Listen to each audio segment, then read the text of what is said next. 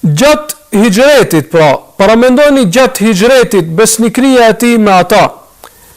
Ata u munduan që ta vrasin, e rrethuan shtëpinë e tij që ta vrasin, kur pejgamberi alayhis salam u nis për të bërë hijret. Ndërsa pejgamberi alayhis salam po e lën Aliun radiallahu anhu që t'i ruaj emanetet e tij. Pejgamberi alayhis salam po e lën Aliun radiallahu anhu që t'i ruaj, që t'ju akthej emanetet mushrikëve. Paramendoni, ata dëshirojnë ta vrasin, kurse ky po ju akthen emanetet. Dhe shikojeni paradoksin në veprat e mushrikëve, të cilët i kanë lënë emanet këtij disa gjëra, ndërsa nga ana tjetër nuk i besojnë. E dinë se është besnik, ja ofrojnë gjërat që t'u ruaj emanet, mirë po nga ana tjetër nuk i besojnë atij. Paramendo kjo tregon se mosbesimi i tyre ishte nga inati, nga xhelozia, nga kokëforcia, e jo se nuk e dinin se Muhamedi alayhis salam është i sinqert dhe besnik.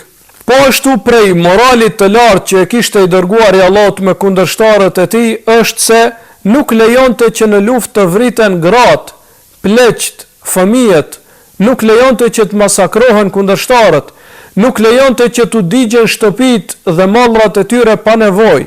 Pra, kishte edhe lufta që e bonte me armikun ishte në norma të caktuara. Nuk vriteshin gratë, fëmijët, pleqt, nuk vriteshin ata që ishin pa aftë për luftë, po vriteshin vetëm ata armiq të cilët kishin dalë në front për të luftuar kundër tij.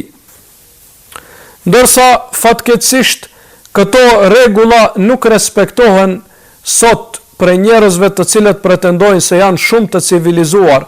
Në luftat që ata i bëjnë, më së shumti që vrasin janë të paaftit, të doptit, më së shumti që vrasin janë gratë, fëmijët, pleqt, civilët, ata që nuk kanë asnjë farë dore në luftë Dhe kjo e tregon moralin e këtyre të civilizuarve në thojzat kohës sodit, në krahasim me moralin e pejgamberit alayhis salam, se si ishte pejgamberi alayhis salam dhe se si janë këta të sodit.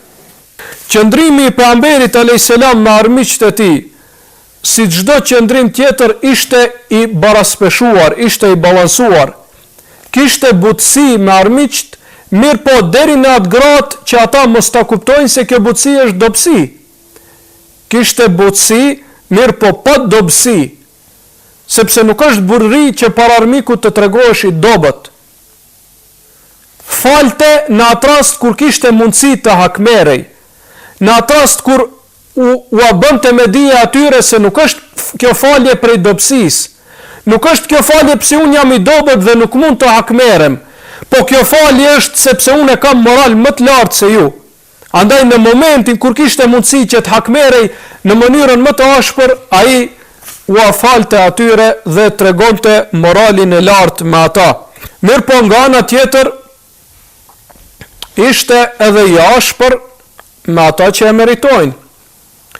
Andaj jeta e tij, si jeta e çdo burri të madh dhe trimi të madh, ka parë luftra, ka luftuar me armiqtë e tyre, sepse ishte burr dhe trim, e mbronte nderin e tij, nderin e shokëve të tij, të familjes së tij, e mbronte fenë e tij, besimin e tij.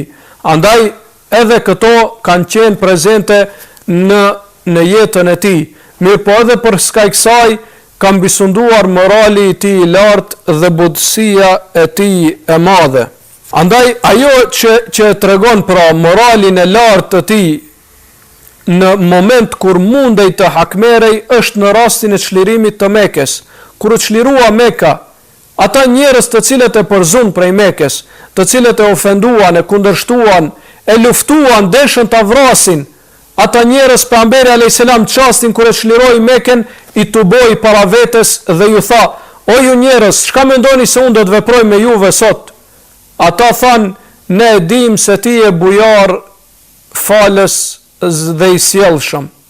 E panë se ka mundësi që t'i dënoj dhe se butësia e tij nuk do të jetë për shkak të dobësisë së tij. Atëherë pejgamberi alayhis salam ju tha: "Unë tha do t'u afali juve sot ashtu siç u afali Jusufi alayhis salam vëllezërve të tij. Shkoni, tha, sepse ju jeni të falur."